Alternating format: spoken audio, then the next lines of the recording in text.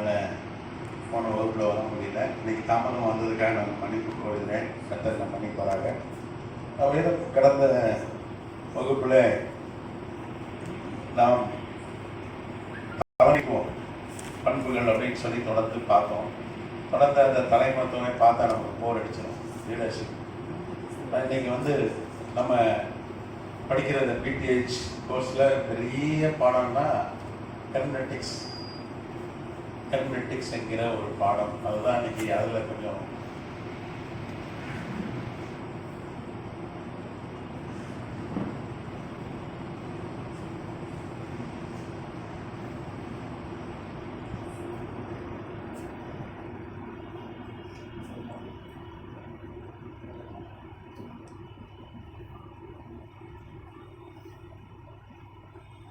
ஹெர்மெட்டிக்ஸ் நம்மள என்ன தெரியுமா? வேத வியாக்கியானம்.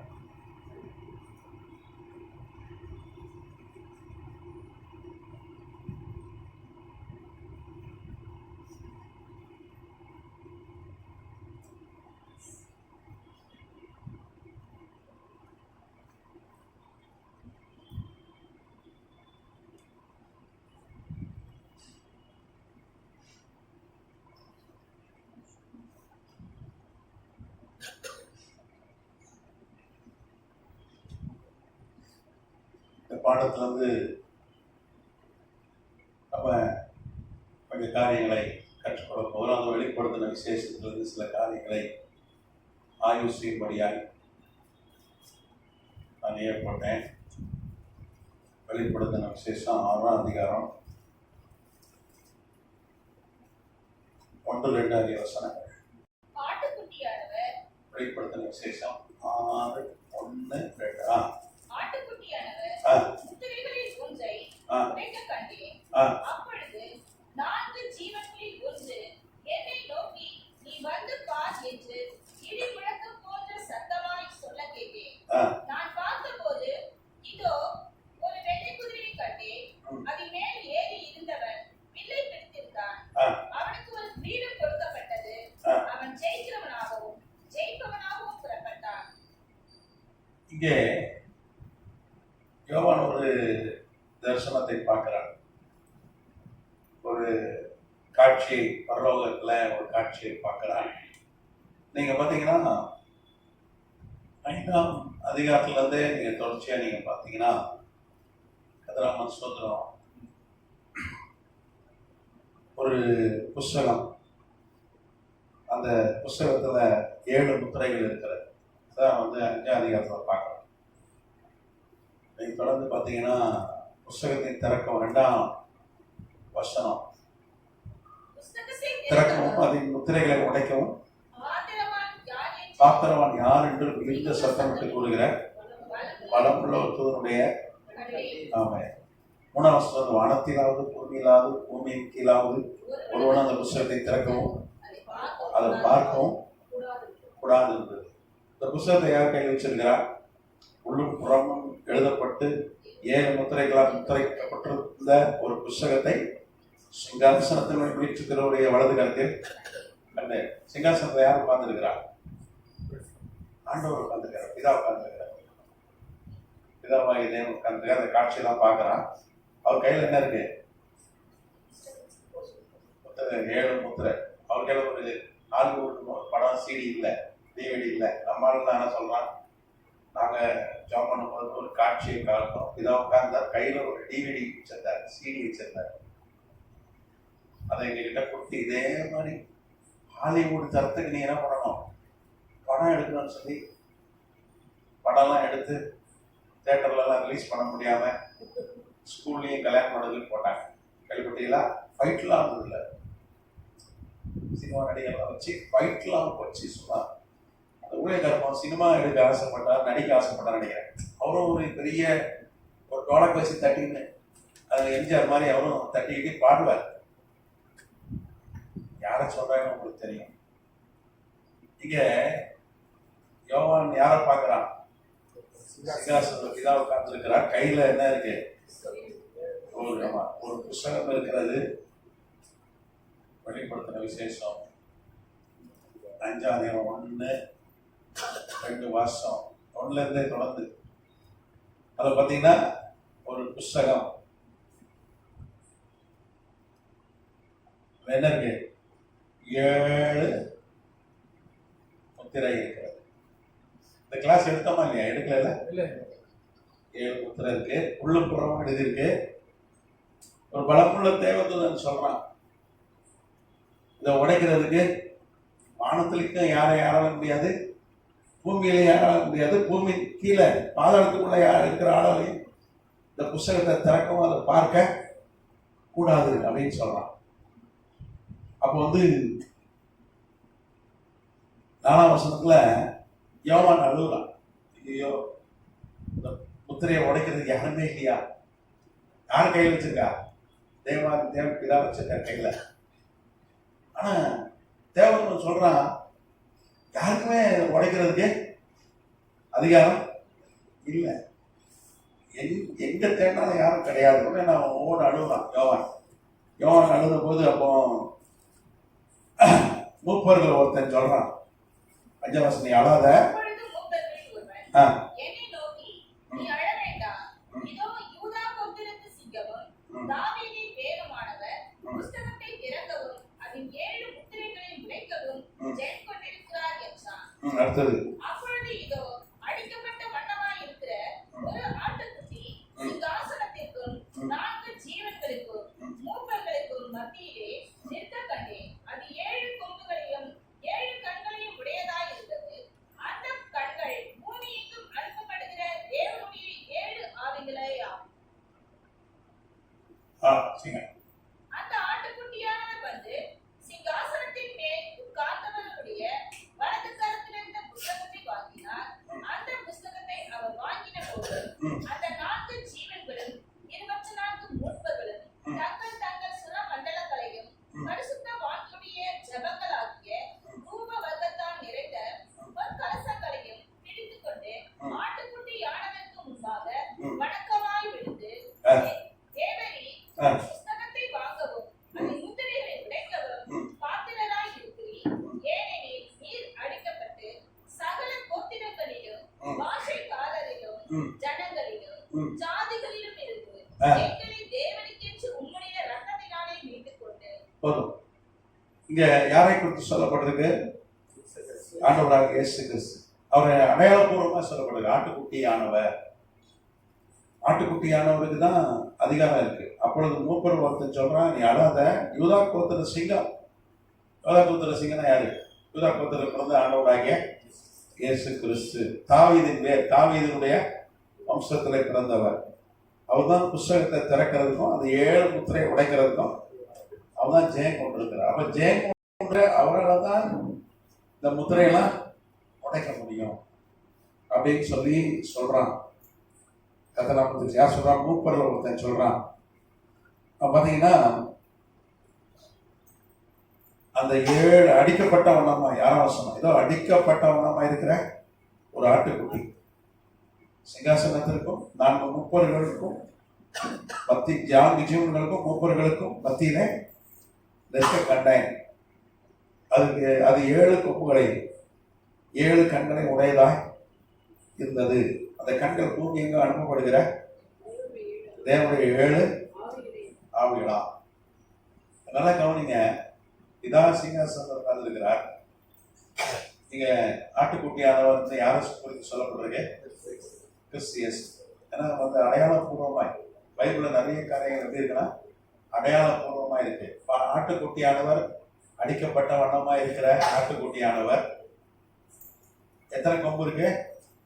7 கொம்பு இருக்கு. அப்புறம் 7 கண்கள்.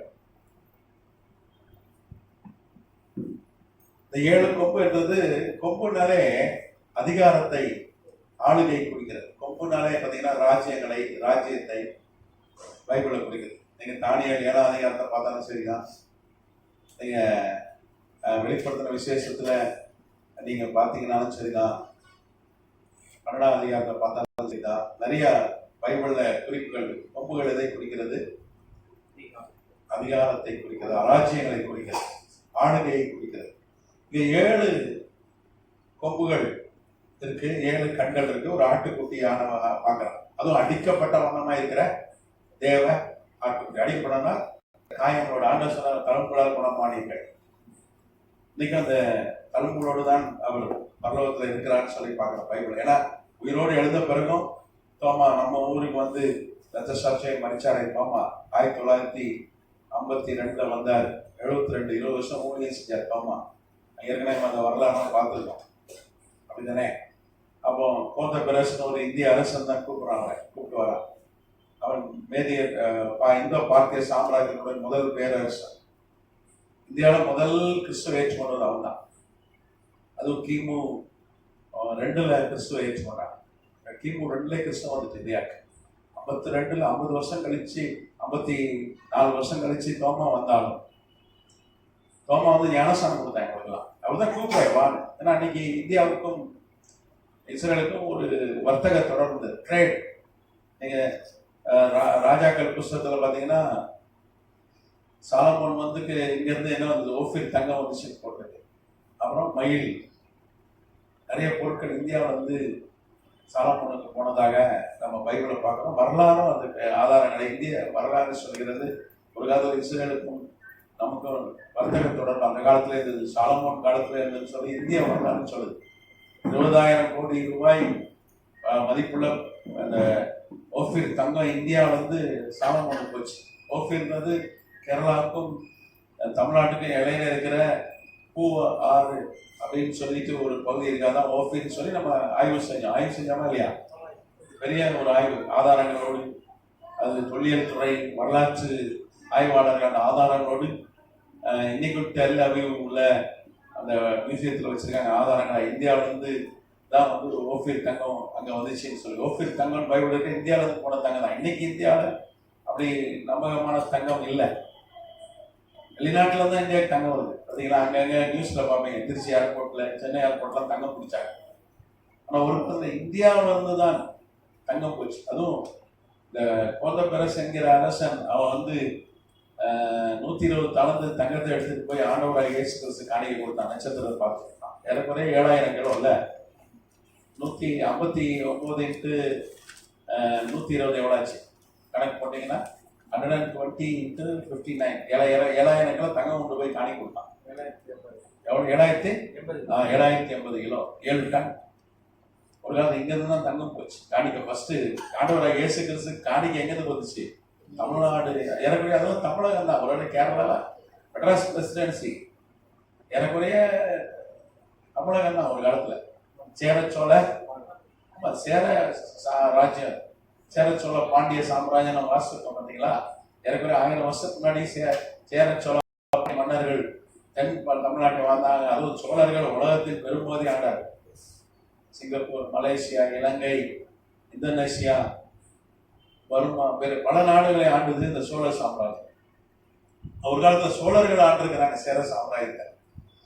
பெரிய ஒரு ஒரு துறைமுகமா அன்னைக்கு இருந்திருக்கு. இங்கிருந்து தங்கம் ஓஃபிர், ஆண்டவரே சொல்றாரு, மனிதனை எப்படி ஆக்குவேனா ஓஃபிர் தங்கத்தை போல அபூர்வம் பார்ப்பேன். அப்போ ஆண்டவரே அந்த ஓஃபிர் தங்கத்துக்கு சர்டிஃபிகேட் கொடுக்குறாரு. இந்த 916 ஹால்மார்க்ன்றோம் அன்னைக்கு அவரு கொடுத்துட்டாரு. ஒரு தூய தங்கம் இங்கிருந்து போச்சு. அப்போ கிமு 2ல் கிமு 4 மார்ச் 15 ஆண்டவராக இயேசு கிறிஸ்து பிறந்தார். அன்றைக்கு தான் அந்த வால்நட்சத்திரம் காமெட் சூப்பர் நோவா என்கிற அந்த வால்நட்சத்திரத்தை தோன்றிச்சு. அது குறித்து நிறைய ஆய்வு செஞ்சிருக்கோம் நம்ம ஆதாரங்களோடு. ஆஸ்ட்ரோபிசிக்ஸ், வான்வியல், விஞ்ஞானிகள் ஆதாரம், எல்லா ஆதாரமும் நம்ம பார்த்துருக்கிறோம். இப்போ இந்தியாவில் வந்து மார்ச் 15 கிமு 4 அந்த நட்சத்திரத்தை கண்டு தான் இவன் போனான், கோந்த பெரஸ் போனான். இந்த பார்த்திய சாம்ராஜ்யத்தினுடைய அரசன் போய் அவன் முதல் 2 வருஷம் பிரயாணம் பண்ணி தான் ஆண்டவராக இயேசு கிறிஸ்து முதல் விசுவாசம் யாரு? அவன் தான் அவனை தொழுது கொண்டான். கர்த்தநாமத்துக்கு ஸ்தோத்திரம். ஆண்டவர் இந்த தோமாவுக்கு காட்சி கொடுக்கும்போது என்ன சொன்ன? கையப்பார், கையில இருக்க ஓட்டையப்பார், இந்த விழாவில் இருக்க அந்த ஓட்டையப்பார் எல்லாம் காமிச்சார். எல்லாத்தையும் கை வரவு விட்டு பார்த்தான். இன்னைக்கும் அடிக்கப்பட்ட வண்ணமாயே இருக்கிறார். ஏன்னா அவருடைய தழும்புகளால் குணமானீர்கள். ஒரு காலத்துல சுகம் வந்து யாருக்கோ ஒருத்தருக்கு எவ்வளோ ஒரு தேவதை தான் கலக்குவான். இந்த விதச குழந்தை யாரும் முதல்ல யாரும் சுகம், யாரோ ஒருத்தர் சுகம் பெற்றார்கள். நீங்க பாருங்க, சாரி பார்த்து மடிக்கணும். நாகமான் மாத்திரம் தான் என்ன பண்ண குஷ்டரோகியை வந்து சுத்தமான ஆண்டவராக இயேசு இந்த பூமிக்கு மனிதன் வந்தபோது ஆயிரக்கணக்கில் லட்சக்கணக்கில் கோடிக்கணக்கான ஜனங்கள் என்ன பண்ண லட்சக்கணக்கான மக்களுக்கு சுகமாங்க. நீங்க படிச்சீங்கன்னா ஆச்சரியமா இருக்கும். பேதுரு நிழல் பட்டு எல்லாம் சுகமானார். அன்னைக்கு சுகம் யாருக்கோ ஒரு நாளுக்கு தான் பழைய பாட்டில். எப்பொழுது ஆண்டவராக இயேசு கிறிஸ்து மரித்து உயிரோடு எழுந்தாலும் அவர் தழும்புகளால் வந்து நம்ம சுகமாகணும். இது வந்து சுகம் வந்து நமக்கு பர்த் ரைட் ஆயிடுச்சு. ஒரு காலத்துல யாரோ ஒருத்தர் ஒரு கிறிஸ்துவ சுகமாவான், யாரோ ஒருத்தர் சுகம் கிடைக்கும், விரல் விட்டு எண்ணிடலாம். ஆனா இன்னைக்கு அப்படி இல்லை. எண்ணிக்கைக்கு அடங்காத எல்லாருக்கும் சுகம் அவருடைய தழும்புகளால் குணமானீர்கள்னு வேதம் சொல்லும். அப்ப இன்னைக்கு அந்த தழும்புகளோடு தான் இருக்கிறார். அவர் அடிக்கப்பட்ட வண்ணமா இருக்கிற தேவனுடைய ஆட்டுக்குட்டி. நம்ம பிலிப்பியரை வாசிக்கிறோம். பிலிப்பியர் 3ஆம் அதிகாரம் கடைசி வசனம் வாசிங்க.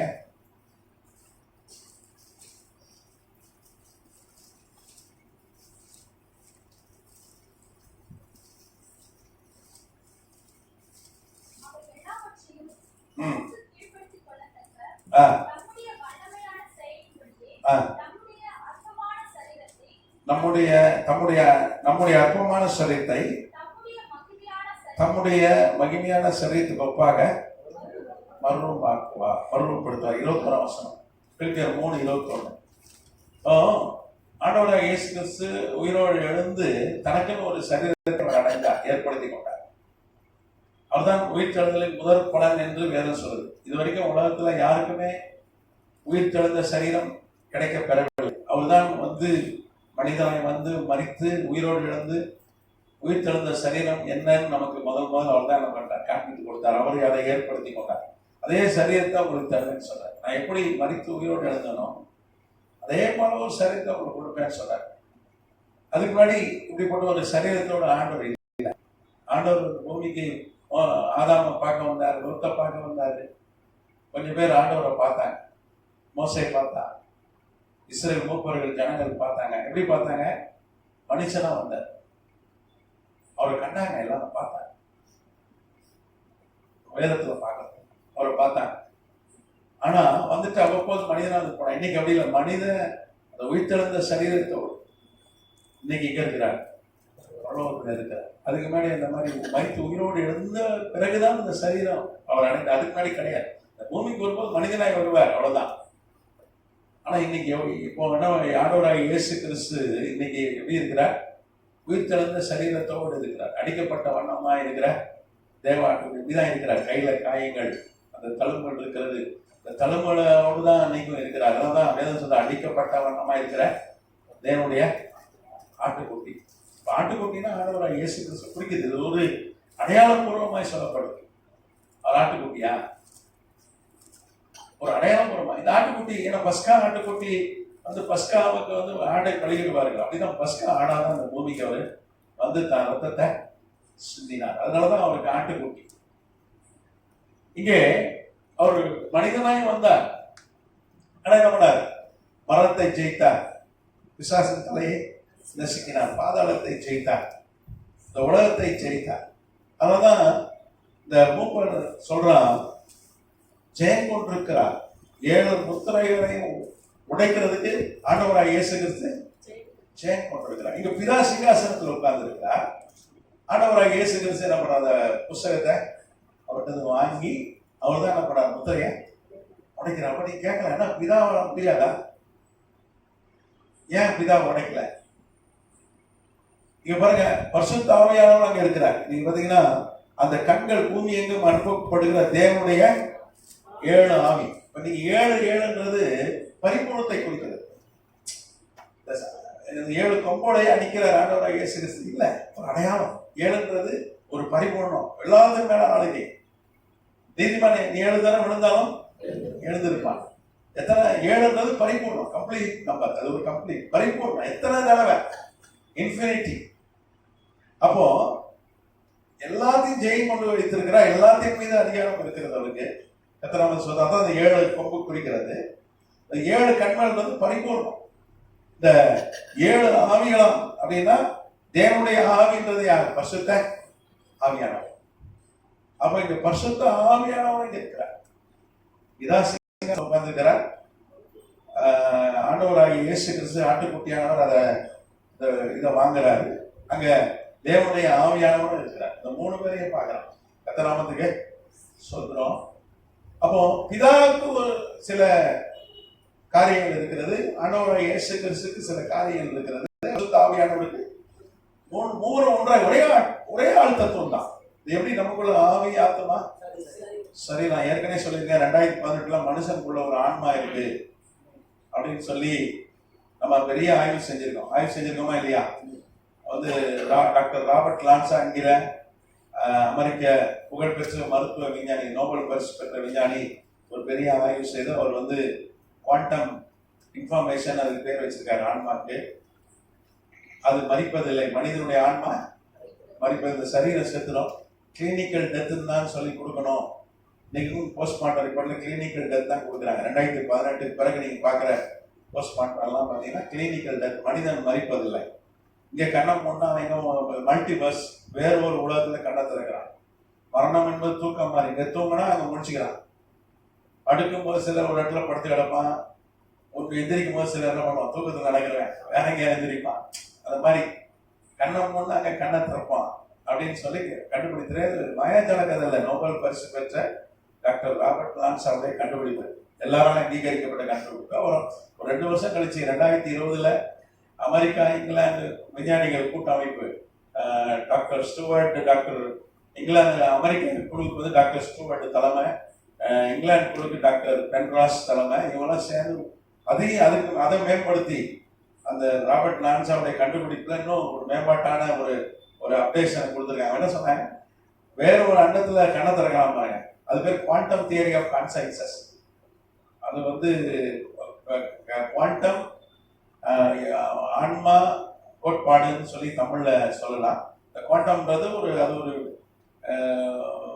ஒரு விஞ்ஞானத்தின் ஒரு பிரிவு குவாண்டம். ஏன்னா இன்னைக்கு கண்ணுக்கு தெரியாத மைக்ரோஸ்கோப்ல பார்ப்போம், அதுக்கும் சின்னது நேனோன்றாங்க, நேனோடெக், அதை விட சின்னது தான் குவாண்டம்.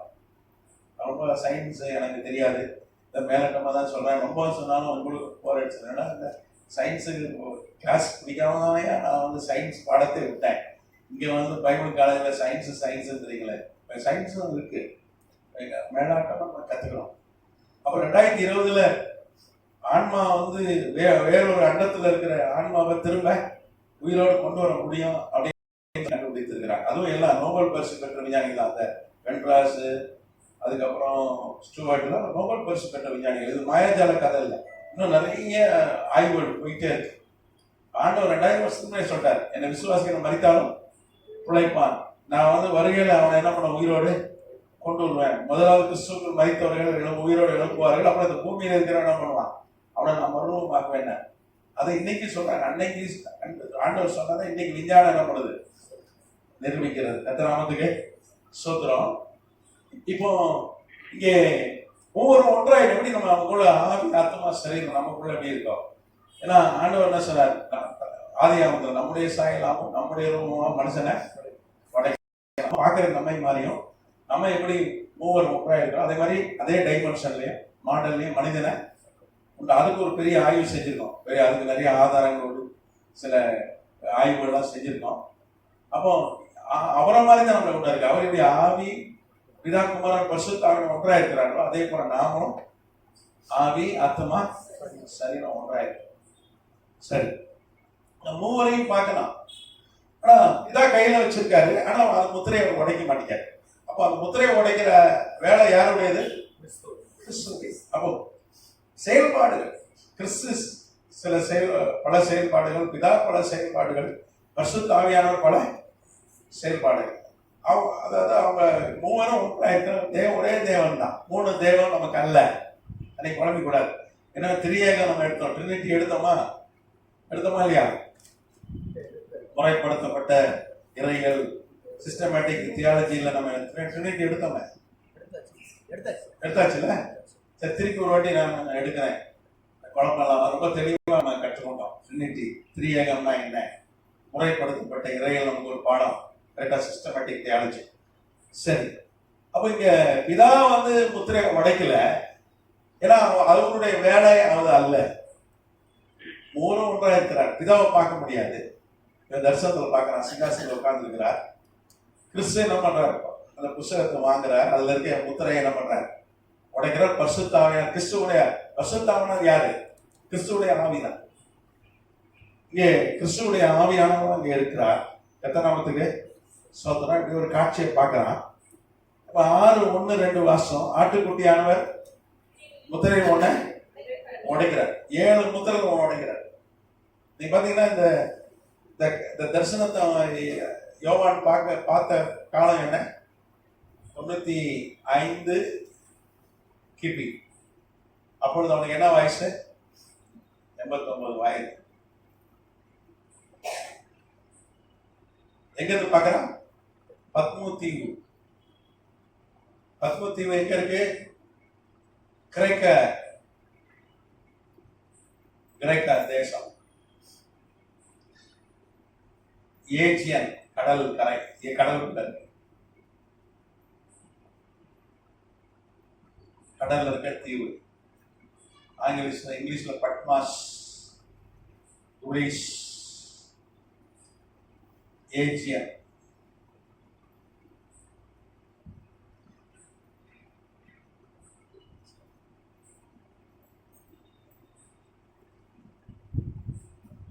சரி, இந்த கடலுக்குள்ள இருக்கிற தீவு ஏன் அங்க பத்மா தீவுல போட்டாங்கன்னு ஏற்கனவே சொல்லியிருக்கேனா?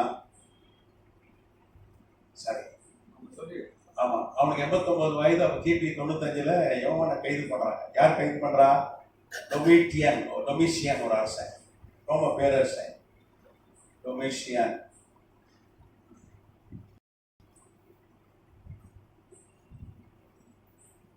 இவன் தான் எம்பரர், ரோமன் எம்பரர், ரோம பேரரசன்.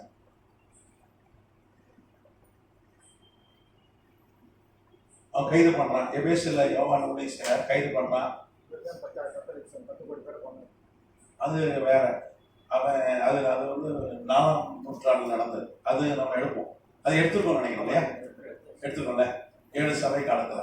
சரி, அப்போ இந்த டொமிஷியன் ரொம்ப இந்த டைட்டஸ்னு ஒரு அரசன் தான். டைட்டஸ் யாருன்னா அவன் தான் எஸ்லேமை பிடிச்சி தேவாலயத்தை இடிச்சு ஒரு கல் மேல் ஒரு கல்லிடா அந்த போருக்கு போன அவன் தான் தளபதி. அப்புறம் அவன் அரசன் ஆயிட்டான். அவனுக்கு மறிச்சு போன பிறகு இவன் தான் வந்தான் டொமிஷியன். டொமிஷியன் யாருன்னா டைட்டஸுடைய சொந்த தம்பி.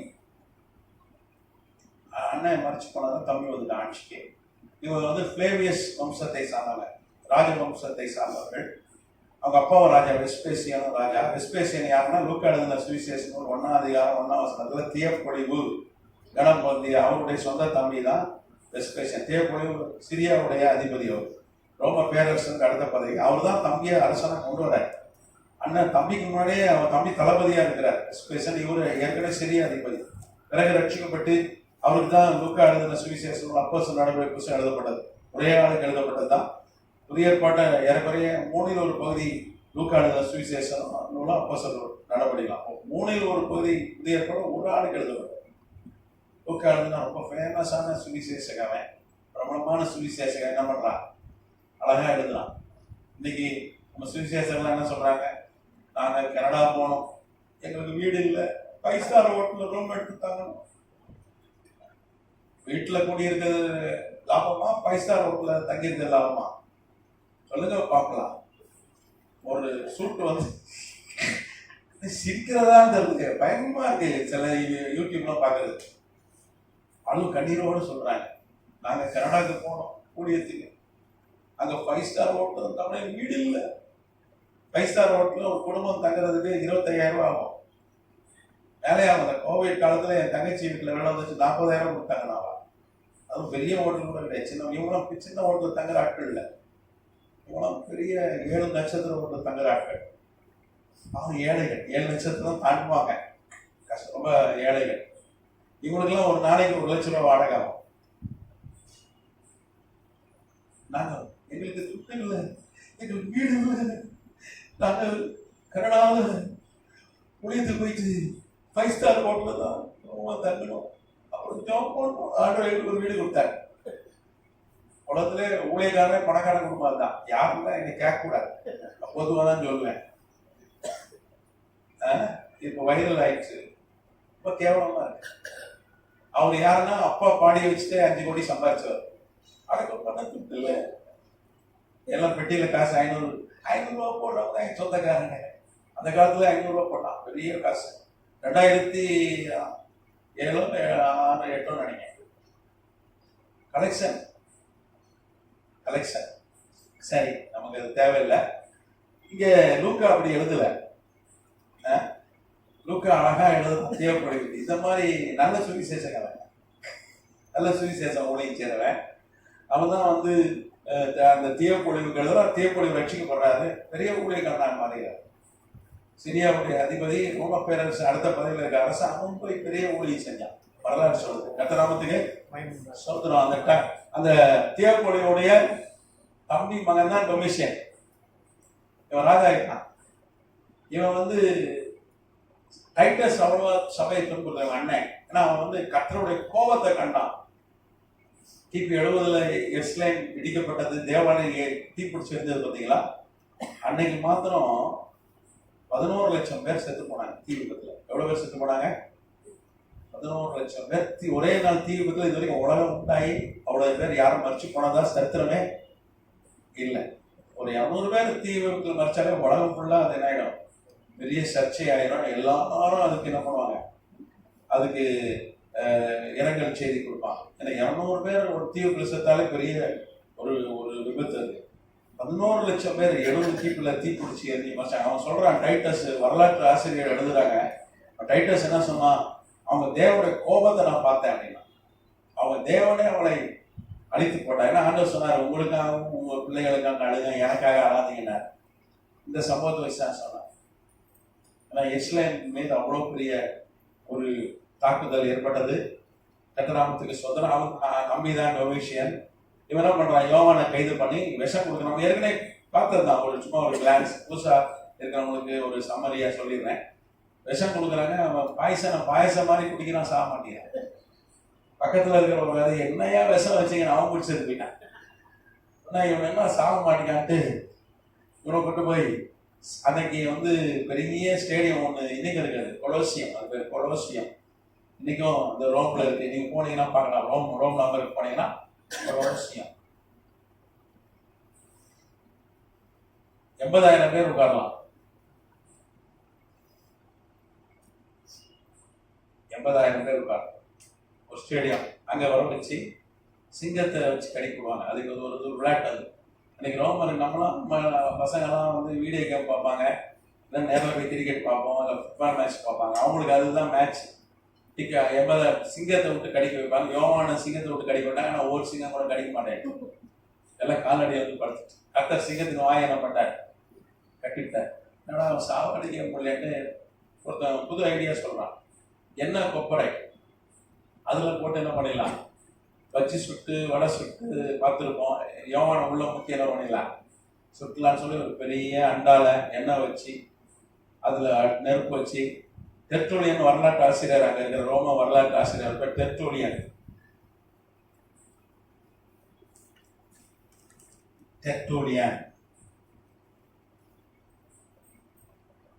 ரோம வரலாற்று ஆசிரியர். அவர் ராஜா பக்கத்துல உட்காந்து அவர் வேலை என்னது, வரலாற்று எழுதுது. அன்னைக்கு ராஜாக்கள் கூட வச்சிருப்பாங்க வரலாற்று ஆசிரியர்களை, எல்லா காரையும் பதிவு செய்யறது. அப்போ அந்த தெர்த்துலியன் அங்க இருக்கிறாரு. 80,000 பேர் இருக்காங்க. காலையில இருந்து எண்ணெயை கொதிக்க போட்டு அவர் தண்ணி எண்ணெய் கப்பல் போட்டு சாகவே இல்லை. அவர் தெர்த்துலியன் கிண்டதான் எழுதுறான். யோவான் காலையில இருந்து எண்ணெய்க்குள்ள நீச்சல் அடிச்சு குளித்தார், அவர் சாகலன்னு எழுதுறான். தெர்த்துலியன் ரட்சிக்கப்பட்டான், அது வரலாற்று ஆசிரியர் ரட்சிக்கப்பட்டான்.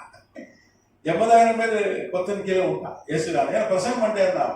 காலையில இருந்து சாயங்காலம் வரைக்கும் எண்ணெய்க்குள்ள முங்கி எண்ணெய் குடியல் போட்டு என்ன பண்ண பிரசங்கம் பண்ணிட்டே இருந்தா, சாகவே இல்லை. தொட்டு பார்த்தவன் கை போயிட்டு, என்னடா அது என்ன சூடா இல்லை, கை விட்டா கை ஊத்து. ராஜா நடுங்கிட்டான். எல்லாம் ரட்சிக்கப்பட்டான். 80,000 பேர் ரட்சிக்கப்பட்டான். அதான் யோவானுடைய ஊழியத்துல பெரிய நிகழ்வு. அதான் ஆண்டவர் சொன்னார், தேவனுடைய ராஜ்யம் பலத்தோடு வருவதை நீ என்ன பண்ணுவ பாப்பேன் அவனுக்கு தீர்க்க. அதுதான் ஒரே நாள்ல 80,000 பேர். இன்னைக்கெல்லாம் 80,000 பேர் மீட்டிங் நடத்துறாங்க. 10 கோடி ரூபாய் செலவு பண்ணி பெரிய பெரிய மைதானத்துல விளம்பரமே 6 கோடி ரூபாய் செலவு பண்றாங்க. 25,000 சேர் போடுறாங்க. அது ஃபுல் ஆயிட்டாலே 5 லட்சம் பேர் வந்தவர்கள் அப்படின்றான் நம்மால். ஒரு 25,000 பேர் சேர் தான் போடுறாங்க. ஒரு 6 கோடினா சிக்கனமான விளம்பரம், 10 கோடினா சிக்கனமான செலவு, பெரிய பெரிய மீட்டிங்லாம். அதுக்கு மேலேயும் செலவு பண்றாங்க. என்ன அக்கிரமம் அரசியல், என்ன அக்கிரமம் நடக்குது என்ன நமக்கு தெரியல. பணம் நிறைய செலவு பண்ணி பெரிய பெரிய மீட்டிங் நடத்துறாங்க. இந்த காசெல்லாம் கொண்டு கிராமங்களில் சவ கட்டி போட்டா பெரிய எழுப்புதல் வந்துடும். அது வந்தவனும் 25,000 பேர் தான், ஏற்கனவே வந்தவன் தான் வருவான். புது ஆளை அவனும் வரவே மாட்டான். அவன் ஏதாவது நம்ம பேரை சொல்லி கூப்பிட்றாங்களா? இந்த நேசகுமார்னு கூப்பிட மாட்டாங்களா? யார் அந்த நேசகுமார்? நேசகுமார் ஆனா அதுதான் ஓடுது. எத்தனாமத்துக்கு ஏசாயா அன்னைக்கு கோரேஸ் பிறக்கிறதுக்கு 111 வருஷத்துக்கு முன்னாடி சொன்னான். கோரேஸ் அவன் ஏசாயா மாதிரி இன்னைக்கு யாருக்கு ஊழியர்கள் இல்லை. நான் யாரையும் கேலி பண்ணல, யாரையும் கிண்டல் பண்ணல, நான் உண்மையை தான் சொல்றேன். எத்தனாமத்துக்கு சொல்றோம். இப்ப டெற்றூலியன் எழுதுனா அவர் மூச்சுக்கு நீச்சல் அடிச்சு குடிச்சாரு, 80,000 பேர் ரட்சிக்கப்பட்டார். அதனால பார்த்தா இவனை சாவடிக்க முடியாதுயா, இவன் சாக வரம் பெற்றவன், இவன் எங்கேயாவது ஆள் இல்லாத ஒரு தீவுல போட்டலாம். ஏஜியன் கடல்ல இருக்கிற பத்மத்தீவுல போட்டான். அங்கதான் ஜாப் பண்றான். நம்மளால சும்மா இல்லை, ஜாப் பண்றான். அங்க போய் தீவுல போட்டு குளித்து வந்தேன். இப்படி தீவுல போட்டீங்கன்னு போடல, உட்காந்து ஜாப் பண்ணி என்ன பண்றான்? கர்த்தர் வெளிப்படுத்துற விசேஷம் கொடுத்தார். ஹல்லேலூயா. அந்த 6ஆம் அதிகாரத்துல பாத்தீங்கன்னா அந்த காட்சியை பார்க்கலாம். அதுல பாத்தீங்கன்னா முத்திரையை உடைச்ச உடனே என்ன நடக்குது? ஒரு வெள்ளை குதிரையை பார்க்கலாம். ஒரு வெள்ளை குதிரை, அது மேல ஏறி என்ன வச்சிருக்கான்? வில்லு, அம்பு, அவனுக்கு ஒரு கிரீடா இருக்கு, தலையில ஒரு கிரீடா இருக்கு.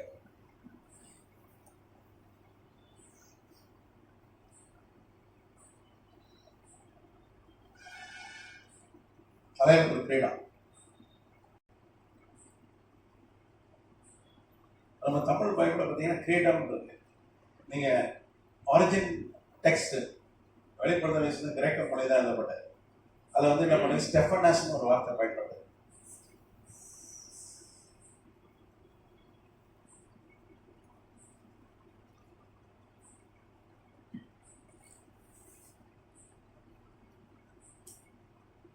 எங்க கிரேக்க மொழியில கிரீடத்துக்கு 2 பேர் இருக்கும். டயடாம்னு ஒரு பேர் இருக்கும். டயடாம்.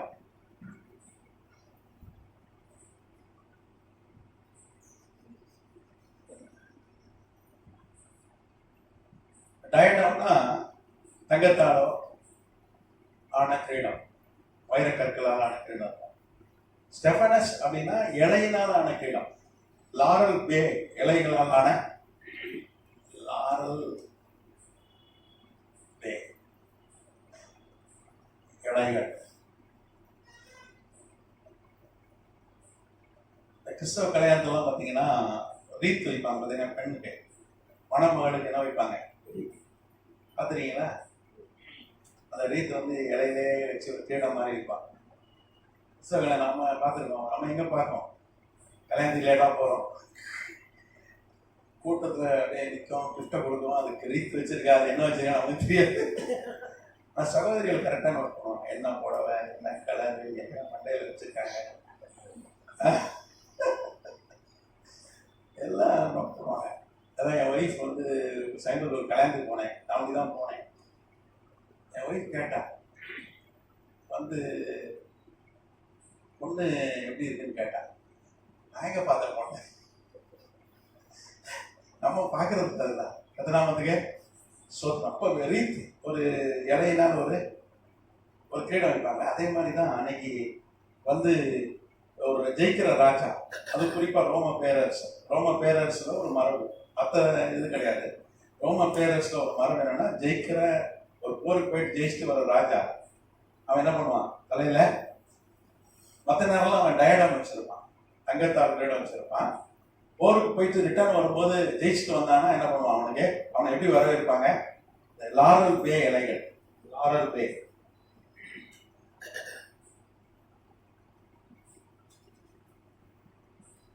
அந்த லீவ்ஸ், லாரல் பே இலையனால கிரீடம். இப்போ யோவான் பார்க்கறது தங்க கிரீடம் வச்சிருக்கிற ஒரு ஆள் இல்லை, இலை கிரீடம் வச்சிருக்கிற ஒரு ஆளை பார்க்கலாம். அவன் எப்படி வரான்? ஒரு வெள்ளை குதிரையில வரான். அவன் கையில் என்ன இருக்கு? வில்லு பிடித்திருந்தான். கர்த்தராமத்துக்கு ஸ்தோத்திரம்.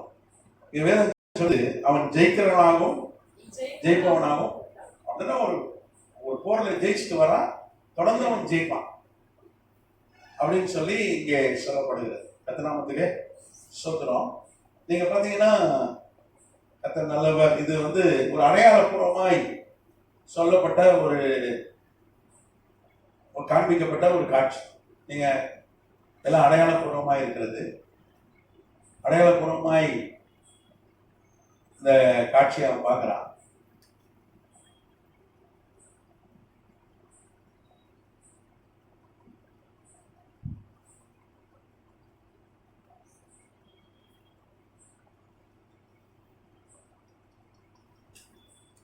அப்போ ஒரு குதிரையில ஒரு ஒரு ஒரு அரசன் வருகிறான். அவன் யாரு? ரோம அரசன். ஏன்னா தலையில இலை ஜெயிச்சுட்டு வரான் ஒரு போர்ல, அதுதான் பார்க்கலாம். ஆனா அவன் கையில என்ன இருக்கு? வில்லம் இருக்கிறது. நீங்க பாத்தீங்கன்னா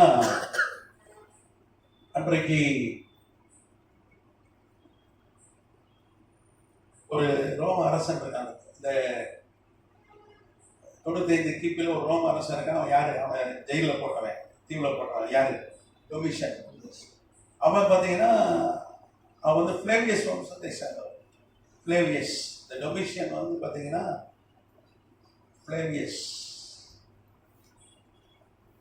பிளேவியஸ் ராஜவம்சத்தை சார்ந்தவன். இவனுடைய ரோமர்களுடைய அடையாளம் பாத்தீங்கன்னா கழுகு, ஈகிள்.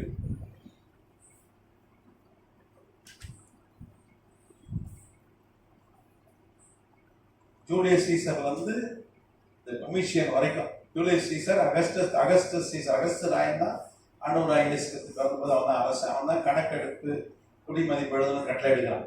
இவருடைய சின்னம் என்னன்னா கழுகு. இப்போ நம்ம இந்தியாவுடைய சின்னம் என்னது? புலி.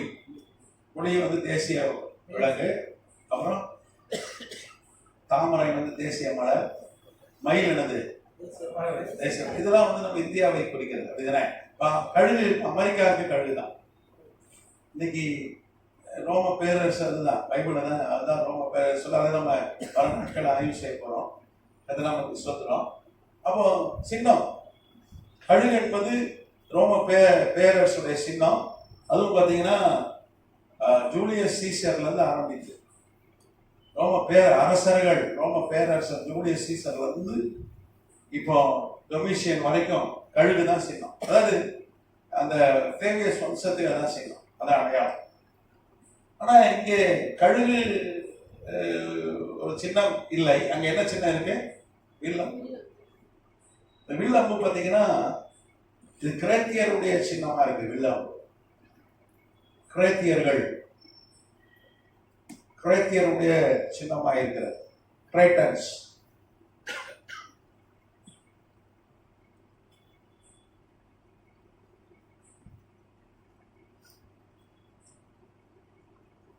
வில்லம் கிரேட்டா, இங்கிலீஷ்ல கிரேட்டன்ஸ். கேட்டா இந்த கிரைத்துன்னு ஒரு ஐலாண்ட் பைபிள் இருக்கு. கிரேத்தியர்.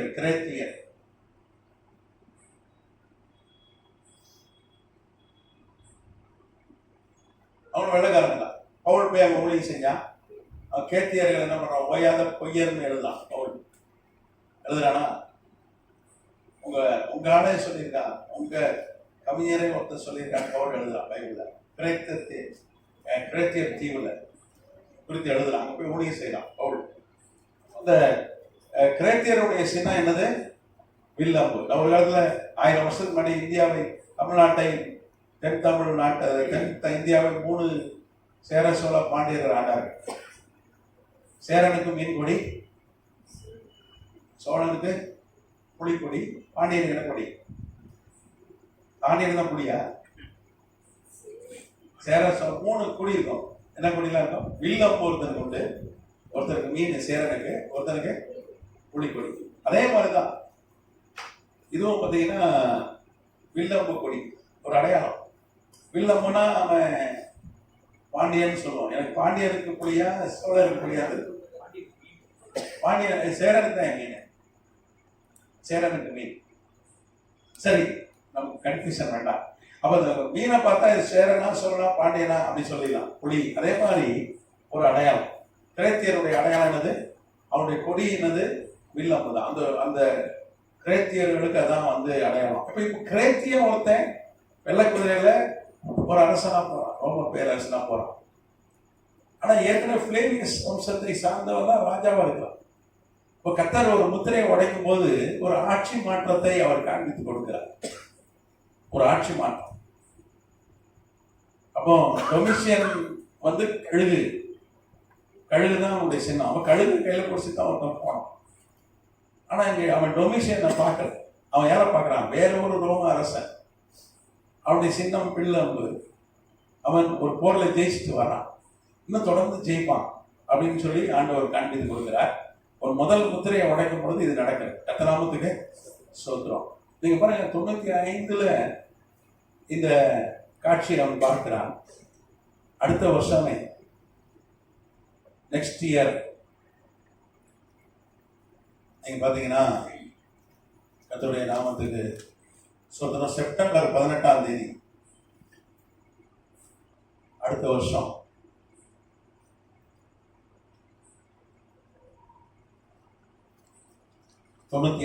கிபி செப்டம்பர் 18 ஒரு டொமிஷியனுக்கு 44 வயசு.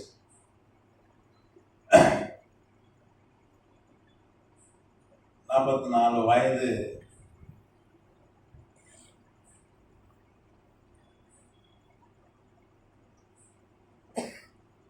இட்டாலி அரண்மனை வச்சு கொல்லப்படுறான். அவனுடைய சொந்த ஆட்களை கொண்டுறான்.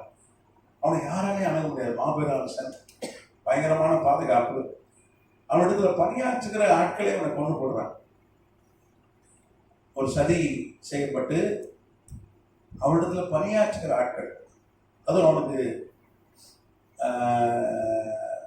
எடுபடி வேலை செய்யற ஒருத்தன், சாப்பாடுலாம் பானப்பாத்திரக்காரன் மாதிரி வச்சுங்களேன், அவன் தான் நம்பிக்கையான ஆளு. அவன் என்ன பண்றான்? ஒரு பெரிய சதி நடக்கிறது. இந்த சதியில என்ன பண்றான்? அவன்கிட்ட ஒருத்தன் வேலை செய்யறான். அவன் ஸ்டீஃபன். இந்த ஸ்தேவான், தமிழ்ல சொன்னா ஸ்தேவான். அவன் என்ன பண்றான்? கையில அடிபட்டு கை உடஞ்சிட்டுன்ற சொல்லி 1 மாசம் முன்னாடி கட்டுப்படுறான். ராஜாவுக்கு நம்பிக்கைக்குரியவன். ஆனா உள்ளுக்குள்ள கத்தி வச்சு கட்டுப்பட்டு வரான். யாருமே எதிர்பார்க்கல. உள்ள ஈக்காக்க கூட போக முடியாது. உலகத்தை ஆளுகிற பேரரசன், 3 கண்டத்தை ஆளுகிறவன், மதுரை வரைக்கும் ஆட்சி செஞ்சான் அபிஷன். கீழடியில நாணயங்கள்லாம் எடுத்துருக்கிறான். மதுரையில இருந்து நீங்க சிவகங்கை மானாமதுரை போனீங்கன்னா மதுரை தாண்டி கீழடி கூட கட்டத்தில போனோம். ஒரு 10 நாளைக்கு முன்னாடி நான் ஊழியத்துக்கு போயிட்டு வந்தேன். சிவகங்கை மாவட்டம். நமக்கு அங்கே ஒரு பைபிள் இன்ஸ்டியூட் இருக்கு மானாமதுரையில. கீழடி வழியாக தான் நான் போனேன். அங்கெல்லாம் ரோம நாணயங்களை கண்டெடுத்துருக்கேன். 3 கண்டத்தை ஆண்ட ரோம பேரரசன் கூட அவனுக்கு எடுபடி வேலை செய்யறவனால என்ன பண்றான்? குத்தி கொலை போறான். நம்ம இந்திரா காந்தி அம்மா பாதுகாவலர் எப்படி சுட்டாங்க, அந்த மாதிரி ஒரு நம்பிக்கையான ஆள் என்ன பண்றான்? உள்ளூர் கத்தியோட என்ன பண்றான்? கரெக்டா 96 கிபி செப்டம்பர் 18 குத்தப்படுறான். உடனே அரசன் மறிச்சிட்டானோன்னா ஒரு பெரிய குழப்பம் ஏற்படும். பொதுவாக அப்படிதானே.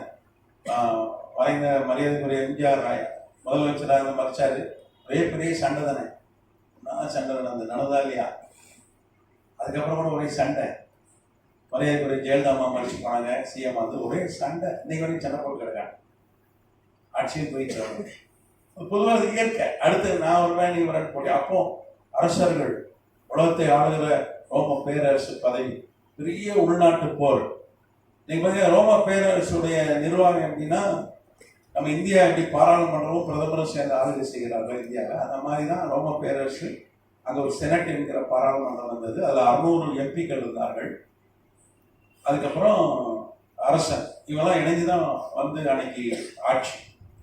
இவர் செத்து போனோடனே செனட் என்ன பண்ணுச்சு? நெர்வான்னு ஒரு அதிகாரி, அவரும் ஒரு செனட்டர் தான், அவர் எம்பி. அவர் பெரிய ராஜவம்சத்தை சார்ந்தவரை, கிரேத்திய தீவை சார்ந்த வில் அம்பு கொடி கிரேத்திய அந்த தீவை சார்ந்தவர் ஒரு அதிகாரி தான். அந்த காலத்தில் எம்ஜிஆர் ஐயா மறைச்சு போன போது நெடுஞ்செழியனை கொண்டு வந்தாங்க. நெடுஞ்செழியன் வந்து சாதாரண ஆள் தான், பெரிய செல்வாக்கு பெற்ற ஆள். அந்த மாதிரி தான் நெடுஞ்செழியன் வச்சுங்களேன்.